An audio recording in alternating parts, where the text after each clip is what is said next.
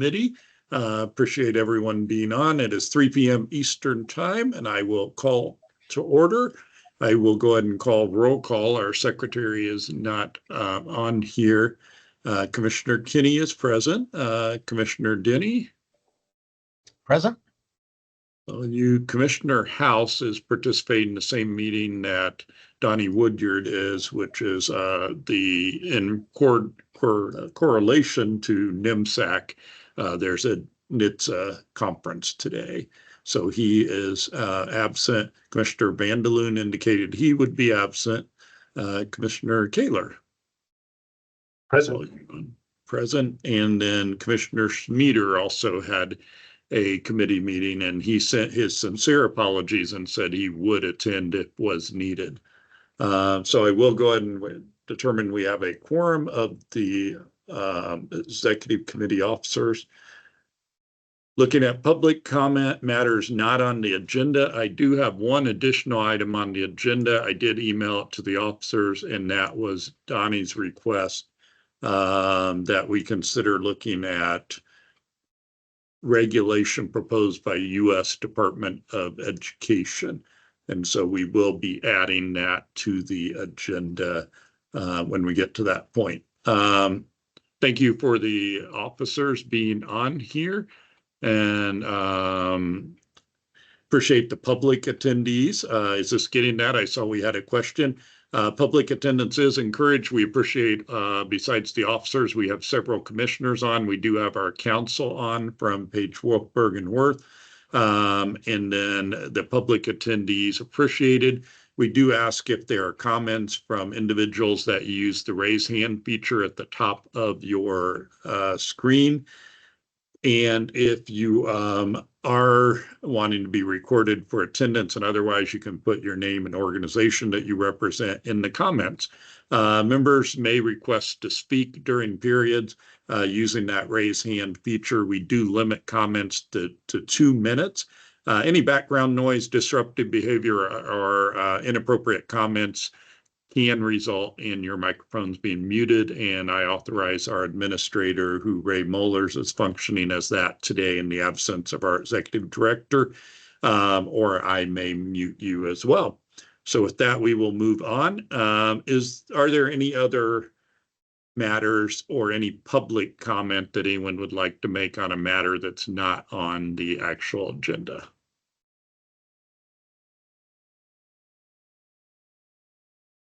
Any raise hands? Okay, we will move to old business. The first work group we have is EMS Workforce Privacy Protection. Commissioner Bateman, do you have any updates on that one?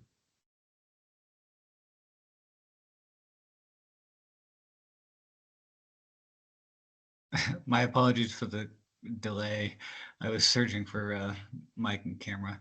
Okay. So that work group did not meet last month. We were unable to secure a presenter from our national partners. So we'll take up that meeting again in August when we can have a presentation. Okay. Thank you. Appreciate your continued work on that. And we look forward to the work product. Great, thank you.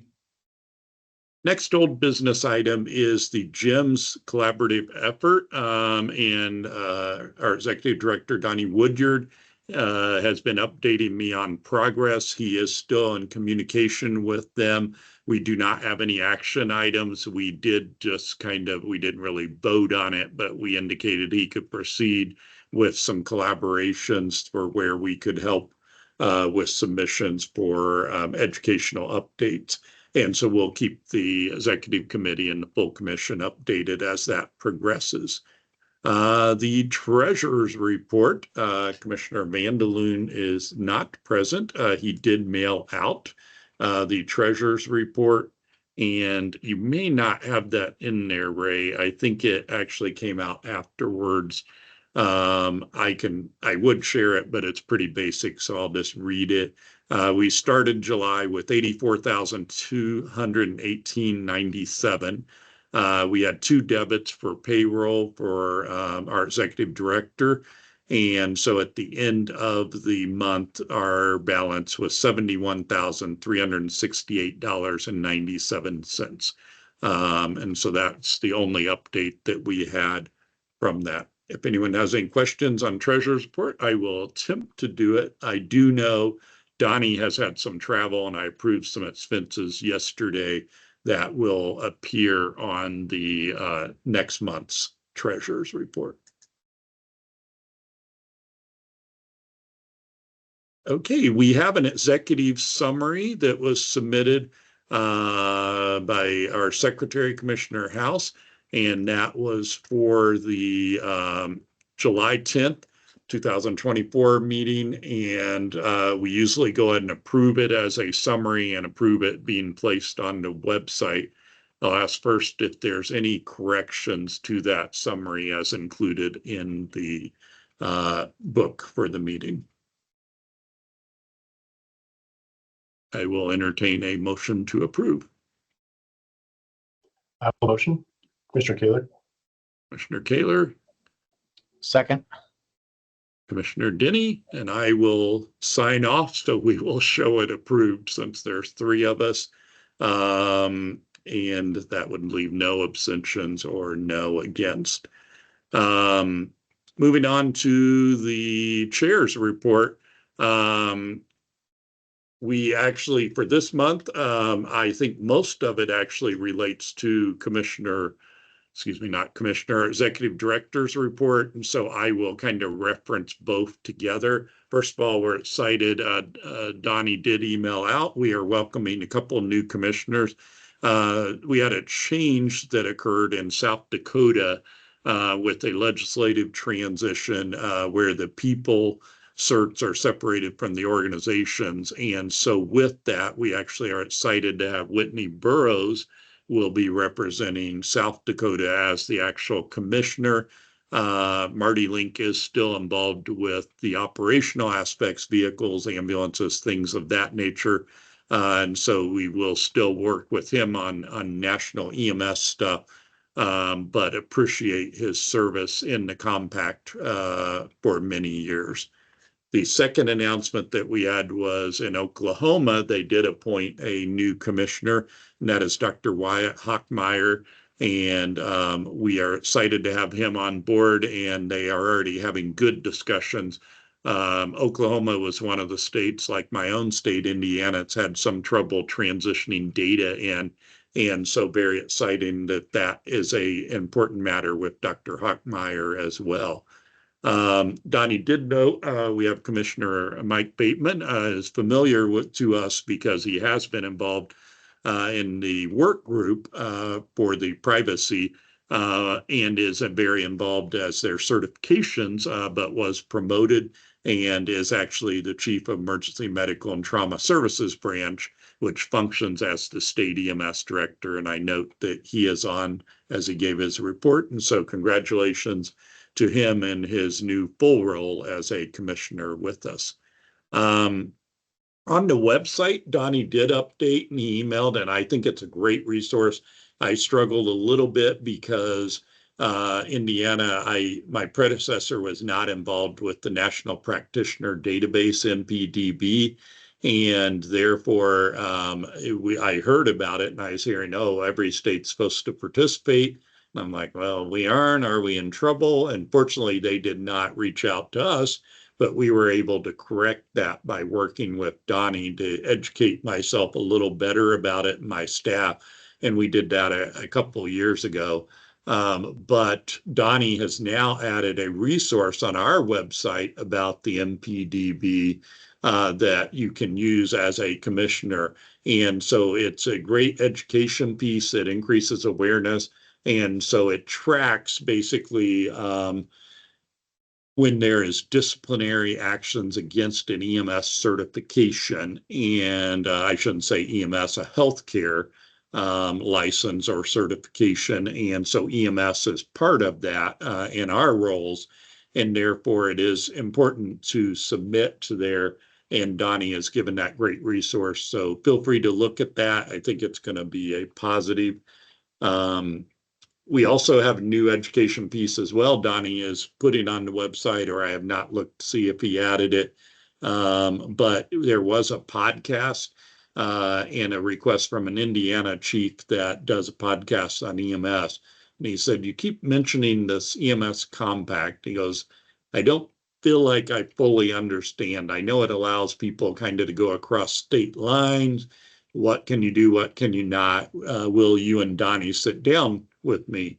And we had a great interview. And I thought it was great because he came in really uninformed about it, but asked excellent questions that really allowed Donnie and I to kind of hopefully showcase the compact. And so that is something that is available. There's a link in the meeting book. If anyone needs the link, get a hold of me. I'll be glad to share that with you, or Donnie will as well.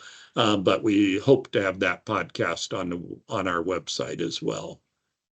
We'll have committee updates coming up. And stakeholder engagement, that's where Donnie is right now with NIMSAC, but he is coordinating with both the National Fire Academy, a lot of good discussions about how we can integrate resources with them. And so we're hopeful we're getting closer to bringing something back to the executive committee about collaborative with them. We are also still talking with NHTSA's Office of the EMS and looking at, is there funding that could basically improve NIMSKID or otherwise. And we hope to be able to get back with hopefully some results soon. And he does have regulatory monitoring as part of his job duties as the last point of his report. And that's what we're going to talk about. And I guess we'll talk about it in new business coming up just to make it clear. But it is referenced there, and that's what I emailed about the possible sign-on letter for a comment. I think that completes my report. We do still have executive committees, as I'll remind us at the end. The executive committee will meet on September 4th, October 2nd. We do still have elections on October 9th.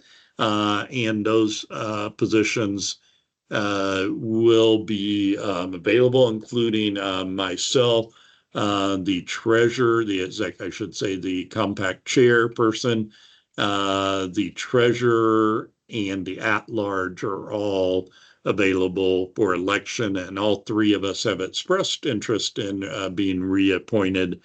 We've done one term, but if anyone is interested, by all means, it definitely, is important to have a good choice of candidates. Contact Joe House, and he will get you slated for that. But we will be voting on officers at the full commission meeting on October 9th. I will accept any questions related to my report on both chairperson as well as on Donnie's behalf.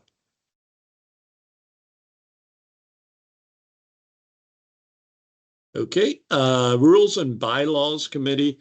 We do not have a report from them. I don't believe they met. And they are on standby, though, for another matter that we're going to talk about, which is the Code of Conduct. And we will have a report on that further down in the new business. But other than that, that's the update from Rules and Bylaws. I will go to Ray for the NIMSKID update. Thanks, Mr. Chair. Let me move to that portion. Apologies. All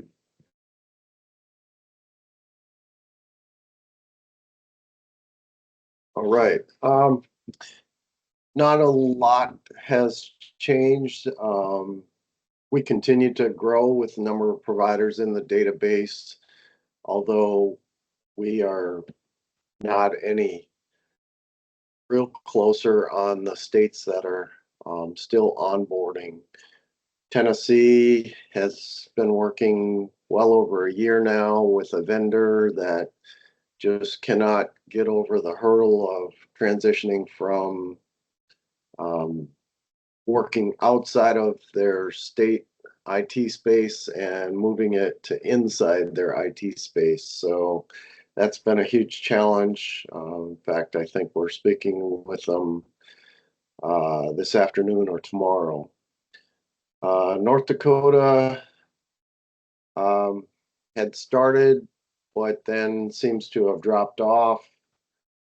Delaware is probably the most promising state to come on board. They have National Registry numbers in their system and have worked a way to gain EMS ID numbers using the National Registry number, and are going to start to post licenses from that connection. Now, we're still held up on that EMS ID being primary instead of, so it'll get kicked back because of social. So until, what did our IT team said today, we're 37 days away from Q4, which is when the work to start working on that project is targeted to start. So we're looking forward to that happening soon.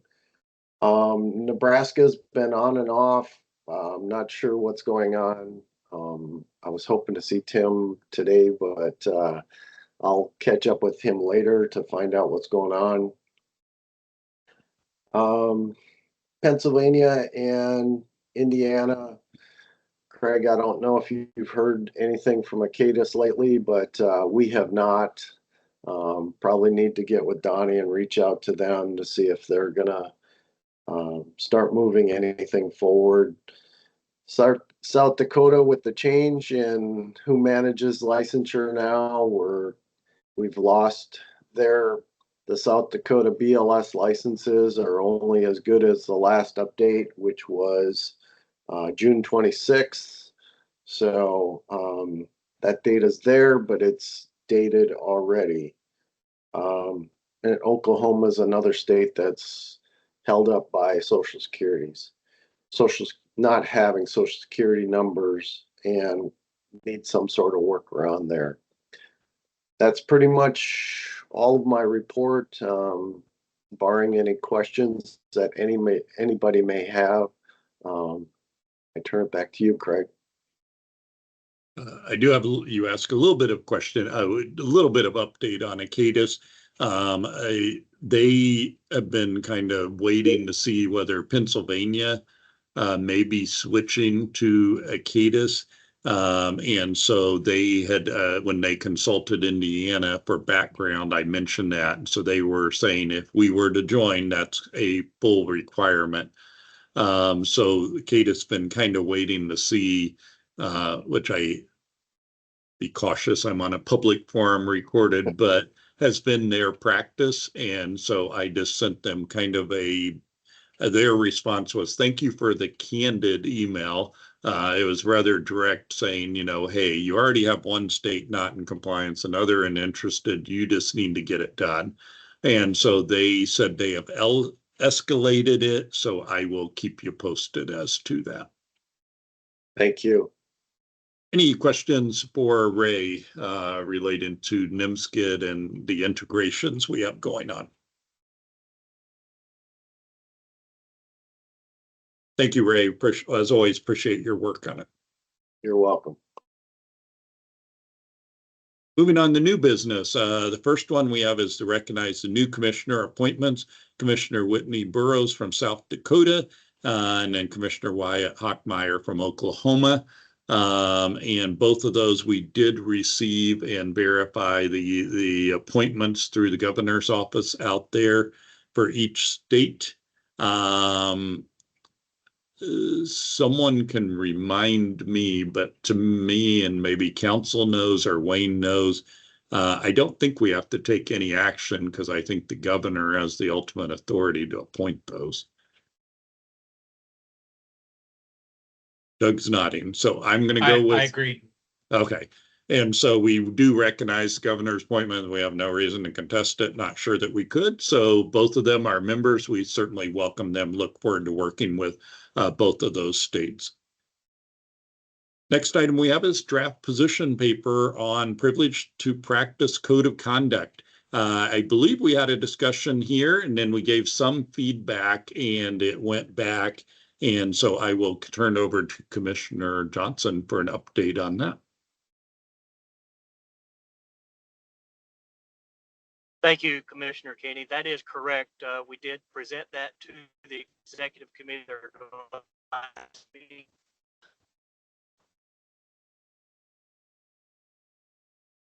According to those recommendations, and sent it back to Executive Director Woodyard. I believe it was last Monday, and that is back in the Executive Director and Executive Committee's hands now at this time. And as I recall, and so this is the updated version, and we kind of had a discussion about practitioners, or what we wanted to reference was the main discussion. Isn't that correct? Correct. We changed the word EMS practitioner to EMS clinician throughout the document, and added I believe it's the third bullet point. I apologize. I'm driving and don't have it in front of me.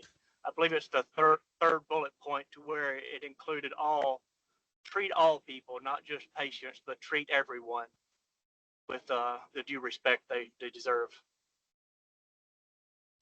And I don't know that in the version Donnie shared that we're looking at, it actually still has all patients. And I do remember that discussion. I sat in on their committee group, and the goal was we didn't, you don't want to mistreat family members and otherwise. So that was the goal of the committee. So I think we'll have to get that changed. I think the question today before the executive committee is, what are we going to do with the proposed code of conduct when we take a formal action? And the committee has made a recommendation. I just point blank asked them, are they asking for this to be on our website as like a model that states can use? Or are they wanting this to be potential code of conduct for the compact itself that might even have a rule, or potentially question whether it's enforceable or not? And they indicated their recommendation would be both.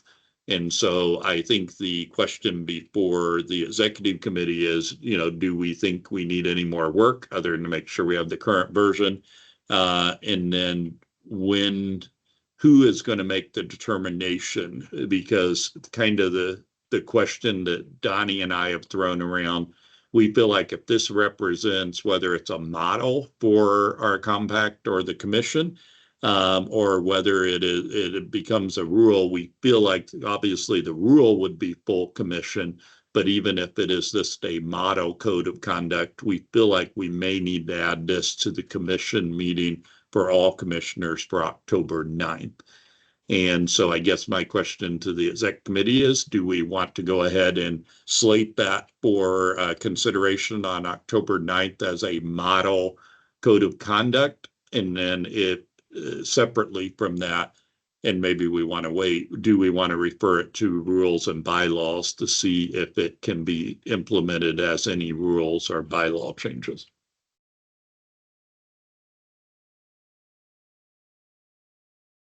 I will add, I also communicated with Doug and Christy on this as well, because the rules and bylaw question, and I think they may have to look at any proposals because, for instance, if the compact adopts it as our code of conduct, not just a model, can the compact take action, or is that reserved just for states? And so I think they will have to take a little bit of a look into that and advise the committee.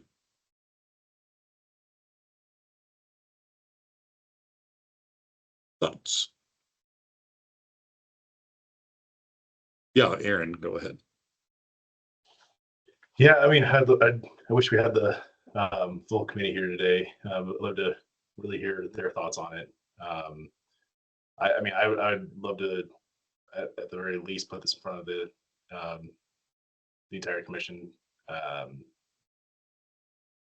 But yeah, as far as sending to bylaws for consideration first, I don't think that's a terrible idea either. So I guess that could go either way. I don't have a strong opinion one way or the other either. How's that? Yeah, there we go. Any comments from other commissioners on the call first?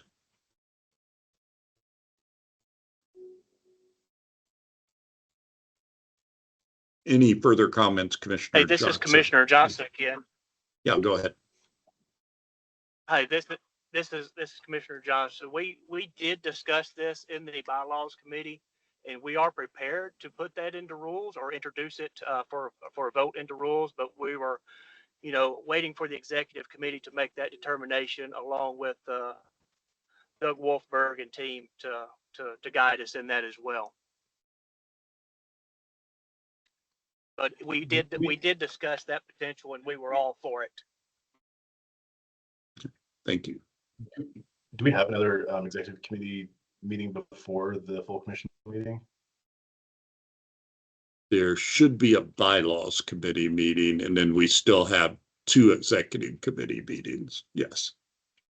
Okay. Kind of what I'm wondering just informally is I'm good with, and I'm trying to remember, I guess if we're adopting as a model policy, I don't think there's any time constraints on rules adoptions. Then you have to do a public notice, I believe it's 30 or 60 days out. I should have reviewed my bylaws. So they would have to determine that on the rules. So kind of my thought is maybe we send it for official consideration from rules and bylaws and ask them to give us an update by our September 4th meeting. And then that way we can determine, because if we adopt it as a rule, then we may not need to list it as a model policy. It's a star rule. So yes, start with, I think, Ray, did you have a comment? Yeah, well, more of a question. Have you considered, since this code of conduct, if you turned it to a rule, is a significance on an individual privilege, have you looked at it as to how any consequential rules would have to maybe accompany it?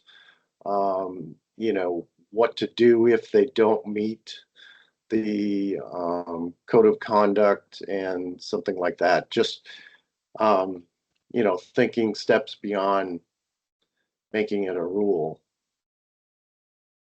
And I think Joe Smeater he participated in a couple of meetings. I think he's aware that there's like a series of things that could impact.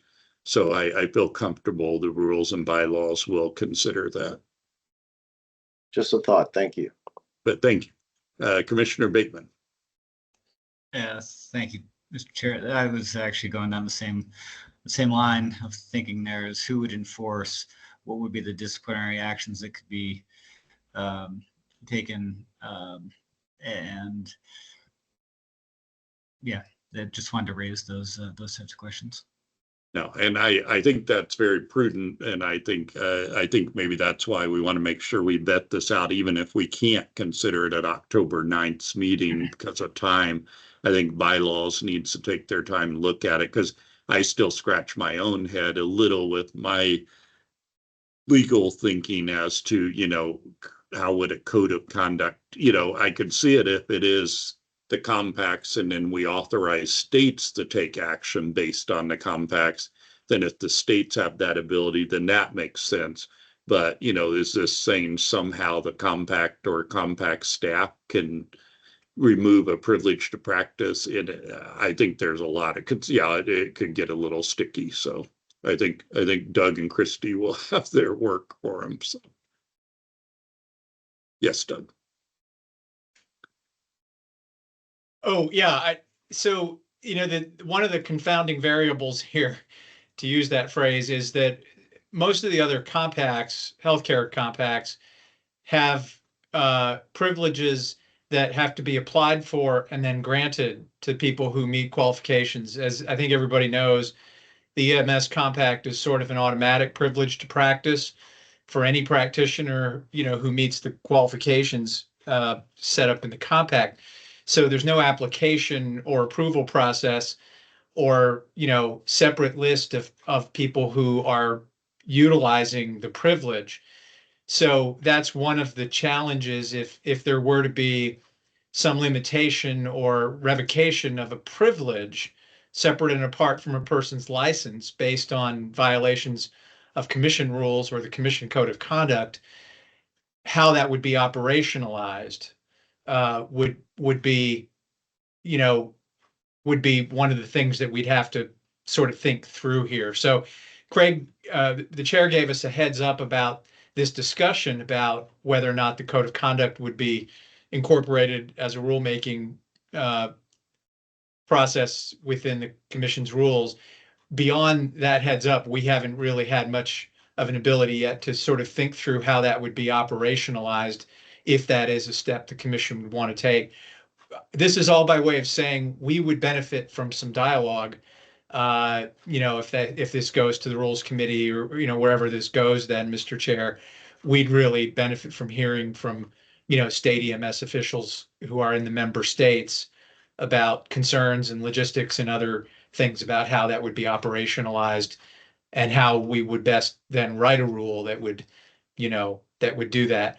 One of the things that just jumps, and I'll stop, I promise, is that, putting the detail of a code of conduct into regulatory format that makes it a little bit more difficult to change it and to, then it has to be in regulatory language. I'm wondering if there was simply a provision in the rule that would say violation of the code of conduct as promulgated by, by commission policy or something would be a basis for that discipline. And then the policy document, could almost stand separately, but it would be incorporated by reference into the rulemaking so that there would be a little bit more flexibility on the code of conduct. You may all decide you don't want that level of flexibility. If you're going to hold people to it, you may want that into the rules, but obviously there would have to be, policies that do your best and use your judgment. It's a very different thing to try to put that into an enforceable rule. So these are just some musings, some rambling. Now I sound like it's babbling, so I'll stop. But those are just some initial thoughts about it. Thank you. So a complex issue for sure. And I do have hesitancy to say we can do something by the full commission on October 9th. But I still think the correct route would be to start with rules and bylaw. And I remind all the commissioners and public on that you can go ahead and those are open. And so if you would like to sit in and give feedback as council just indicated, I think that would be appropriate.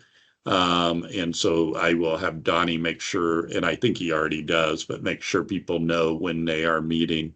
I will exercise, I don't know if I need commission. I can either accept, I can either direct on my own, send it to rules and bylaws and ask that our legal counsel participate with that committee as they consider potential rulemaking regarding the privilege to practice code of conduct. So unless there's a separate motion or an objection, then I will make that directive. Okay. All right, moving on to next new business. Let's discuss request received. Sitting on my NSIMSO role as the at-large member of the executive committee, we were approached by appellate counsel relating to the Colorado paramedic case, and they are seeking whether some national organizations would want to do an amicus brief, which I can let Doug clarify in a minute as to. That's kind of a friend of court brief, and it's kind of, they would like to know if we would look at the issue of whether what traditionally would be a civil tort claim should be processed as a criminal behavior. And so when that came up, there's a question whether there would be impact for the compact since we represent the state offices. So I engaged Doug. Doug and I were fortunate enough to meet with both appellate counsel and kind of get a better feel for what their request was. And frankly, Doug was very direct as to our position that, we are not in any way saying these EMS professionals are innocent or otherwise, we still absolutely do not condone and find horrendous their conduct relating to this case. The question is, though, do we consider doing a brief? And so I want to turn over to Doug because he would be the one that would be doing this brief and hear kind of what his thoughts are if we were to proceed to file a brief on behalf of the compact. Thanks, Mr. Chair. So it was a very illuminating call that we had with the two appellate counsel, and they are representing Peter Kachuniak and Jeremy Cooper, the two paramedics from Aurora Fire Rescue who were convicted of negligent homicide in the Elijah McClain case. So they have some legal grounds to pursue an appeal. And they're, as Craig said, they're soliciting various national organizations to submit these friend of the court briefs or amicus briefs.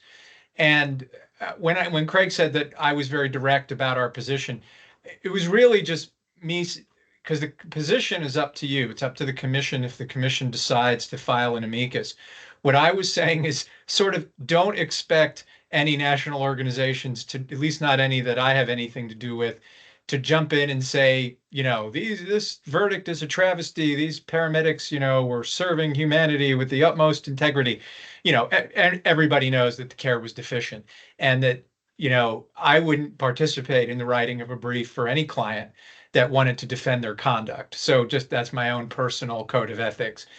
But the bigger issue here, well, let me rephrase that. The biggest issue is that a young man is dead. But an issue for national organizations is that, you know, this verdict, I think everybody knows, has the potential to send a chilling effect through the industry at a time when recruitment and retention are already difficult. Quantitatively, folks, I don't have any data to say whether or not it's having an effect. We do know that in that department at Aurora Fire Rescue, about 10% of their paramedic workforce decided to drop down to the EMT level and do what they call scope limiting. But beyond that, we don't really have a lot of data.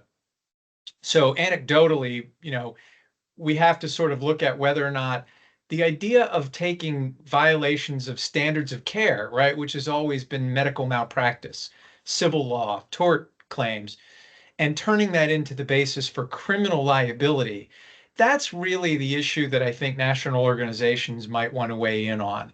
Criminalizing medical malpractice or deviations from standards of care. You know, there are tens of thousands of medical malpractice cases against EMS providers. There was a civil case in this death as well, and a $15 million settlement. I don't think anybody would say that that was too much, right? So there was that part of the case. But, you know, the same conduct, these alleged deviations from, well, proven in court, deviations from the standards of care were also the basis of these criminal charges. So the real issue is, you know, should medical standard of care deviations, you know, be criminalized, and violations of protocols be the basis of criminal charges? And could that have a chilling effect on the EMS workforce? That, in my opinion, of course, the position is up if you decide to file a friend of the court brief. What position each organization would take is up to that organization. But I think the sweet spot for an organization like the commission would be to comment on the underlying implications that prosecutors really need to think carefully about taking sort of negligent conduct, medical standard of care issues, and criminalizing those. And that would, you know, be the way I would recommend the commission weigh in if it chose to file an amicus brief. But whatever other issues the commission felt were prevalent, I think would be worthy of discussion. But that's my take on it. And I know there's some other national organizations that are looking at this. To be quite candid with you all, there are some national organizations that were approached and have declined to submit an amicus brief. They may do separate policy statements or position papers, you know, to the extent anybody reads those or they have any effect, that's fine. But, you know, there is the concern that, you know, organizations don't want to be seen as, you know, condoning the conduct of the paramedics in this case. And that's why I was very clear with appellate counsel that we wouldn't be doing that. And in fact, I could see dropping a footnote in the brief that says, we are not condoning, right, the conduct of the medics. We're simply commenting on broader policy issues just to create some distance between, that case and the issues that we're talking about. And, so no organization is really kind of painted with that brush of being, anti-social justice or, any of those national issues. Okay, that's my take on that. So I'm happy to answer any questions or anything else you might want me to cover. I will add as well. So when I took this to NASIMSO, our executive committee declined to join in on a brief in this case and instead elected to do education that would be put on the website, like a position statement, which we know will take time.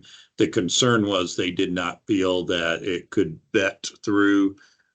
Joe, of course, Joe and I are both on there, Joe House, and but we both said we felt like the compact may be in a little different position due to the nature of the compact and the multi-state license. I personally, it concerns me the precedent this case sets. And the reason that I am considering it is because I do believe that a friend of court brief of this case would be beneficial to the appellate court. And I think we can do that, as Doug eloquently stated, without expressing facts or guilt of innocence in this case, but just indicating what is the course of medical malpractice in EMS, that, we have a process that deals with it.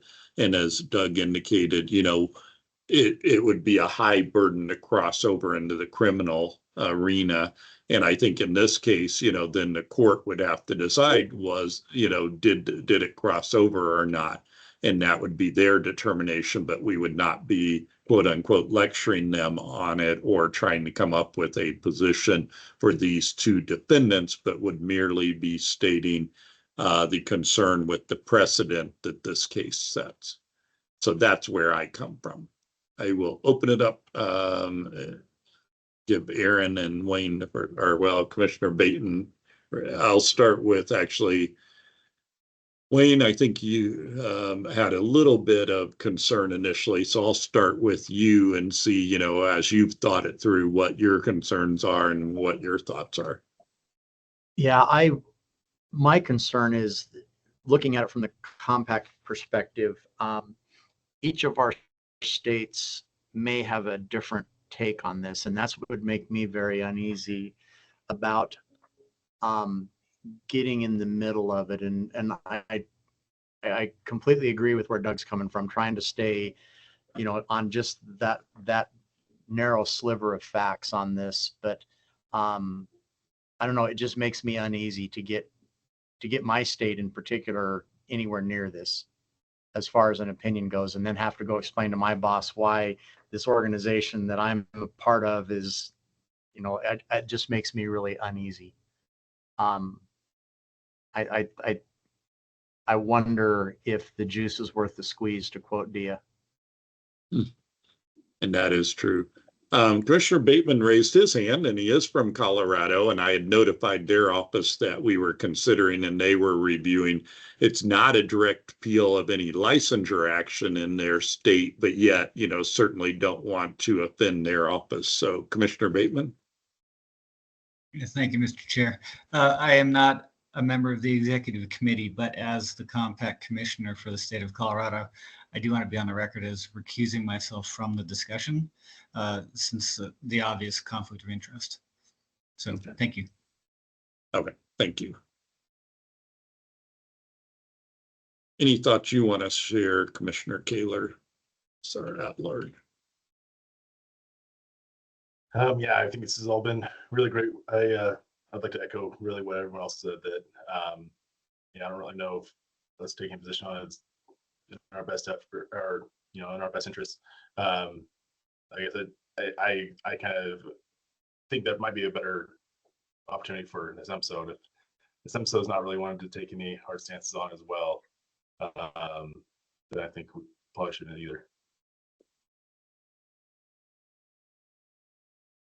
open up to thoughts from other commissioners on the call, because as Commissioner Denny expressed, this is an impact that is representative of the member states. And so I'm curious if anyone else has comments as a commissioner.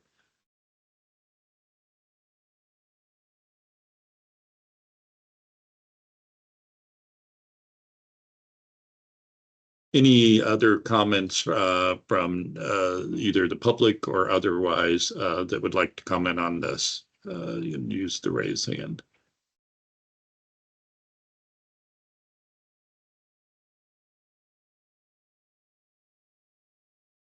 Okay, I think I can read the group, but so we can give our council clear directives since we were approached on this. Then I would entertain a motion to either authorize council to proceed with a brief or to decline to participate in the brief as a compact. Mr. Chair, motion. Yes, you may proceed. I would move that we not proceed with this. Yeah, I would move that we not proceed with a brief. Okay, Commissioner Denny with the motion not to proceed. Is there a second to that?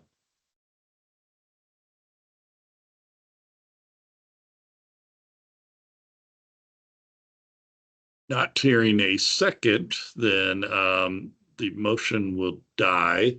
Is there a secondary motion? Are you able to hear me? Yes. All right, sorry about that. I'm having some audio issues. I will second that, Commissioner Kaler. Oh, you were, okay. I wondered, I thought that's where you were headed. And so we have motion by Commissioner Denny to deny, delayed response from Commissioner Kaler to deny to participate in the brief. And so that's 2 out of the 3. And so we will not proceed with an amicus brief on behalf of the EMS compact. I will show, if we need a vote on it, I will show myself as in agreement with their perspective. I really struggle with this. I know, Doug, you and I have had great conversation, and I think it's an issue ripe for comment, but I also understand, I feel like it is risky for national organizations to represent their members by responding to this. I can't disagree with any of what was said. For what it's worth, I think IAFF is quite likely to submit an amicus brief. I think IAFF essentially underwrote the defense costs in the trial. So their counsel, appellate counsel, indicated that IAFF was going to be submitting something, and that seems a bit more of a natural fit or constituency for an amicus. But I can't disagree with anything that I've heard. I'm certainly willing to prepare a brief should that have been the commission's decision. But as long as it wasn't any position that was outside my own ethical comfort zone, that I think this is a perfectly sensible decision as well. So thank you. I will note for the record while we're on as well, and then I'll get to Commissioner Denny. Commissioner or Executive Director Woodyard, I keep calling him Commissioner, did not participate in a lot of these discussions for the same reason as Commissioner Bateman, since Commissioner Woodyard was at the state office at the time. So Commissioner Denny. Yeah, I'd just like to, since the IAFF is talking about doing a brief, I think it's fair to just have just to be on record, I guess, of when we have communications with them, because I certainly don't want to make any enemies, but just to make it clear that we might have our own personal opinions and what have you, that we're not disagreeing with them by not joining in on their brief. It's just not a place that we belong.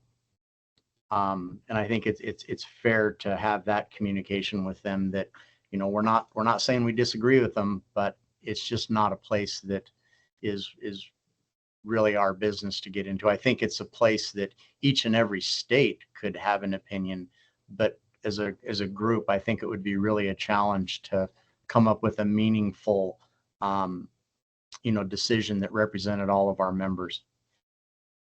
And I think that's very well stated, because that occurred to me, it is, we would be weighing the national interest of the compact versus each state's interest is a challenge in doing this. I will make sure that Donnie is aware of that, so we keep on good terms with the IAFF. I have not had direct communication with them. The council did bring it up, the appellate council for them. I'm not sure their brief might not even delve deeper though into, these more of a defense than, and we were trying to stay at a high level anyways.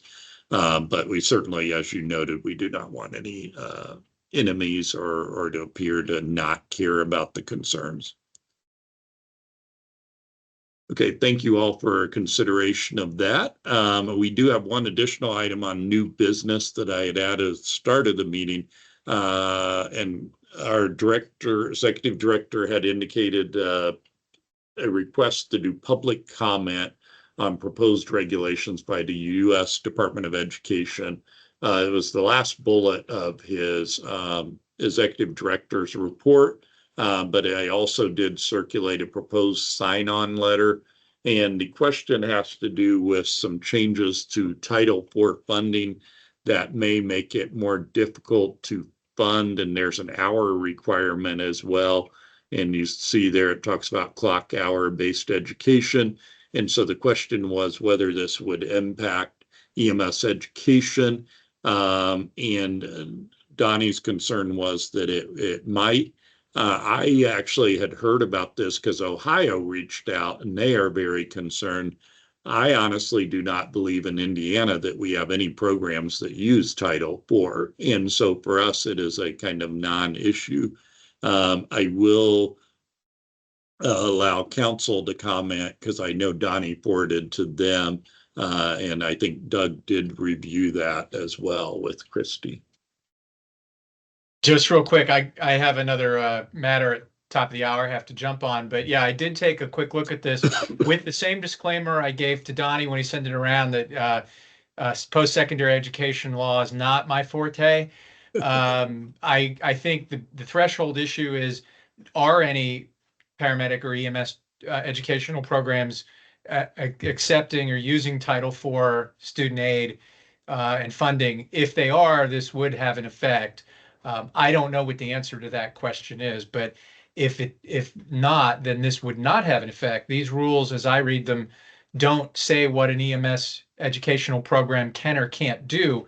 What they talk about is eligibility for student aid if the program has asynchronous contact hours that are counted. So that that would change the model of instruction for some programs, but I think if they accept Title IV student aid. So that's the biggest question. And I simply do not know the answer to that nationwide, how many programs would be in that bucket. But Donnie forwarded it as a potential, issue to keep an eye on. And I would agree if there are programs in your states that do benefit from that Title IV funding. And last thing, I'm sorry. My suggestion was that if the commission or if any state wanted to comment on that or any educational programs, they might simply want to ask DOE to consider an exemption to that asynchronous hour ban, so to speak, for public safety, for EMS, law enforcement, and fire programs, just because of the imperatives of recruitment and getting people out there in the profession. So that was just a thought I had added when I communicated with Donnie about it. I forwarded Donnie's letter to the executive committee. I think in it, it is pretty much this kind of flags that they should look at the rule and whether it impacts. So I think the letter is innocuous. I'm not sure it would hurt anything to file it. I still have in my mind whether it does impact or not, but it kind of alerts them that there is an audience that might be impacted. So I'm open to discussion on whether we want to authorize Donnie to send this or not. Commissioner Denny.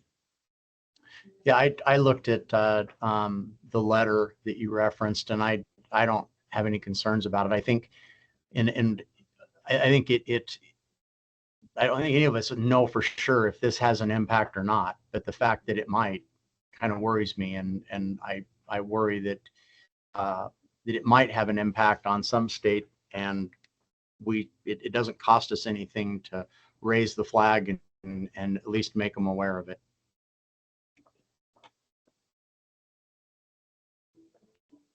Okay. Any other comments from other commissioners that might want to comment on this, or if you're aware if your state is using Title IV for EMS education programs in the institutional setting?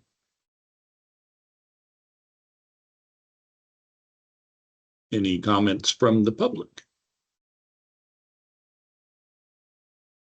Okay, do we have any motions regarding Donnie's proposed letter?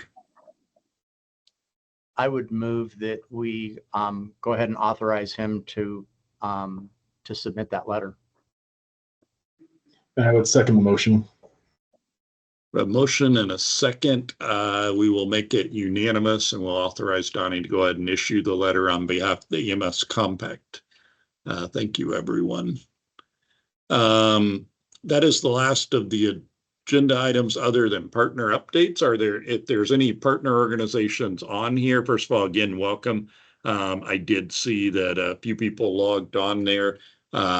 Anyone that would like to give an update from national organization, please use the raise hand feature and I will recognize you.